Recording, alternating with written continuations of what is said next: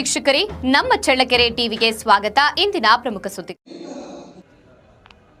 ಚಳ್ಳಕೆರೆ ತಾಲೂಕಿನ ತಾಲೂಕು ಕಚೇರಿಯಲ್ಲಿರುವ ಆಧಾರ್ ಸೇವಾ ಕೇಂದ್ರ ಹಾಗೂ ಬೆಂಗಳೂರು ರಸ್ತೆಯ ಬಿಎಸ್ಎನ್ಎಲ್ ಕಚೇರಿಯಲ್ಲಿರುವ ಆಧಾರ್ ಸೇವಾ ಕೇಂದ್ರಗಳು ತಾಂತ್ರಿಕ ದೋಷದ ಕಾರಣದಿಂದ ಹಲವು ದಿನಗಳಿಂದ ಬಂದ್ ಆಗಿವೆ. ಕೇಂದ್ರಗಳ ಬಾಗಿಲಿಗೆ ತಾಂತ್ರಿಕ ದೋಷ ಎಂಬ ನಾಮಫಲಕ ಅಳವಡಿಸಿ ಸೇವೆ ಸ್ಥಗಿತಗೊಳಿಸಿರುವುದರಿಂದ ಸಾರ್ವಜನಿಕರು ಅಲೆದಾಡುವಂತಾಗಿದೆ. ಶೈಕ್ಷಣಿಕ ವರ್ಷ ಆರಂಭವಾಗಿರುವ ಹಿನ್ನೆಲೆಯಲ್ಲಿ ಶಾಲೆ ಕಾಲೇಜು ಪ್ರವೇಶ, ವಿದ್ಯಾರ್ಥಿ ವೇತನ, ವಿವಿಧ ಸರ್ಕಾರಿ ಯೋಜನೆಗಳು ಹಾಗೂ ಗೃಹಲಕ್ಷ್ಮಿ ಸೇರಿದಂತೆ ಅನೇಕ ಕಲ್ಯಾಣ ಯೋಜನೆಗಳಿಗೆ ಆಧಾರ್ ಕಡ್ಡಾಯವಾಗಿದೆ. ಆದರೆ ಸೇವೆ ಲಭ್ಯವಿಲ್ಲದ ಕಾರಣ ವಿದ್ಯಾರ್ಥಿಗಳು, ಮಹಿಳೆಯರು, ರೈತರು ಮತ್ತು ಹಿರಿಯ ನಾಗರಿಕರು ತೊಂದರೆ ಅನುಭವಿಸುತ್ತಿದ್ದಾರೆ.